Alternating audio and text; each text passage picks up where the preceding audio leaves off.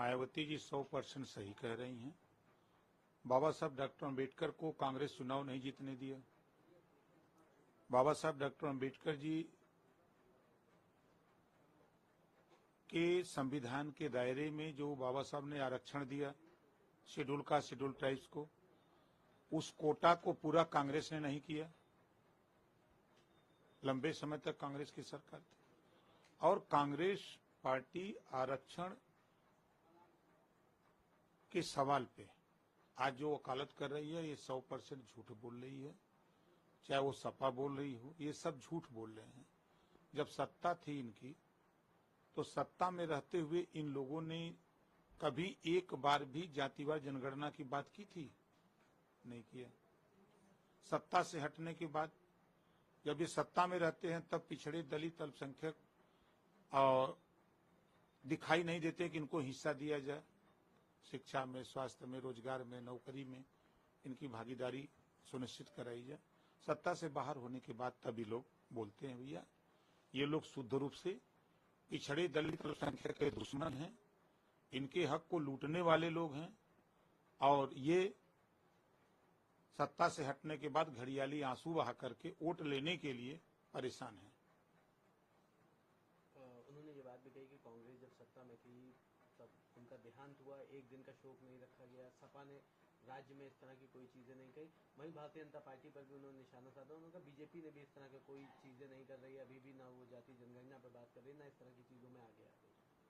देखिए, जहां तक जातिवार जनगणना का सवाल है, जिस तरह जो काम बसपा, सपा, कांग्रेस देश में सरकार बना के नहीं कर पाई, महिला आरक्षण, राजनीति में 33% विधान लोकसभा और राज्यसभा से पास किया, एनडीए गठबंधन मोदी जी के नेतृत्व में हुआ। ये काम कांग्रेस भी कर सकती थी, मायावती जी भी उनके साथ थी, कांग्रेस के साथ गठबंधन में सपा भी रही है, लेकिन ये नहीं कर पाए। ये लोग 370 नहीं हटा पाए। जहां दलितों को आरक्षण, वंचितों को आरक्षण, पहाड़ियों को आरक्षण, विकास के लिए वहां 370 नहीं हटा पाए। वो काम किया तो नरेंद्र मोदी जी ने किया। आज देश में दंगे पर रोक लगाने का काम अगर कोई किया तो नरेंद्र मोदी जी ने किया, एनडीए गठबंधन ने किया। आज यूपी की अगर बात करें तो योगी आदित्यनाथ जी के 7.5 साल के कार्यकाल में एक भी दंगे नहीं हुए, न कर्फ्यू हुआ, कहीं कर्फ्यू नहीं लग पाया। तो ये सब घड़ियालू आंसू वोट के लिए बहा रहे हैं, रो रहे हैं, गा रहे हैं कि हमारे साथ आ जाएं, हमको वोट दे दें। अब फिर वोट दे देंगे। अब दे तो रहे थे कि खटाखट खटाखट सब घेरे दफ्तर तो कहें कि अब सरकारें नहीं बनी तो हम लोग क्या करें, झूठ बोल के वोट लिए। कहें संविधान खतरे में है।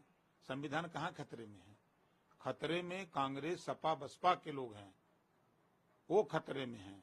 उनकी सरकार नहीं बन रही है, वो लूटने का मौका नहीं मिल रहा है, देश में प्रदेश में दंगा कराने का मौका नहीं मिल रहा है, इस नाते वो सब परेशान है।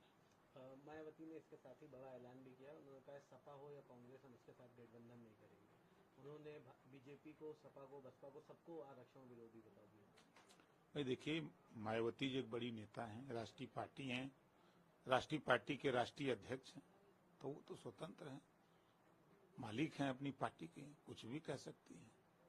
लेकिन इतना तो जरूर है कि जब 2 जून को समाजवादी पार्टी के गुंडे उनके साथ गेस्ट हाउस कांड में क्या क्या किए, उस समय अगर कोई दिखाई दिया तो ब्रह्मदत्त द्विवेदी, भारतीय जनता पार्टी के विधायक, और भारतीय जनता पार्टी दिखाई दी, उनके जान बचाई। और भारतीय जनता पार्टी एक ऐसी पार्टी है जो माननीय मुलायम सिंह जी को भी नेता बनाया समर्थन देके 89 में, ये प्रमाण है। मायावती जी को भी मुख्यमंत्री बनाया समर्थन देके तो भारतीय जनता पार्टी ने पहली बार दलित को प्रधानमंत्री, मुख्यमंत्री बनाया। भारतीय जनता पार्टी ने मायावती को समर्थन देके नेता बना दिया। 2 नेता ये हो गए। तीसरा नेता अनुप्रिया पटेल जी को भारतीय जनता पार्टी ने नेता बनाया। संजय निषाद जी को भारतीय जनता पार्टी ने सरकार में शामिल करके नेता बनाया। ओम प्रकाश राजभर के साथ गठबंधन करके ओम प्रकाश राजभर को नेता बनाया। तो भारतीय जनता पार्टी तो नेता बना रही है और पार्टियां तो लोडर बना रही हैं। यहाँ तो लीडर की बात हो रही है, वहां तो लोडर की बात हो रही है। अब लोडर जिसको बनना है भाई, अब कांग्रेस सपा बसपा में जाके लोडर बने। ओम प्रकाश राजभर तो लीडर है। एक आखिरी सवाल रहेगा, समाजवादी पार्टी वहाँ पे चर्चा चल रही है, क्या लग रहा है, क्या स्थितियां रहेगी? कुछ हो कोई करे, कितना कोई चिल्लाई, अंत में भाजपा जीती देख ली है।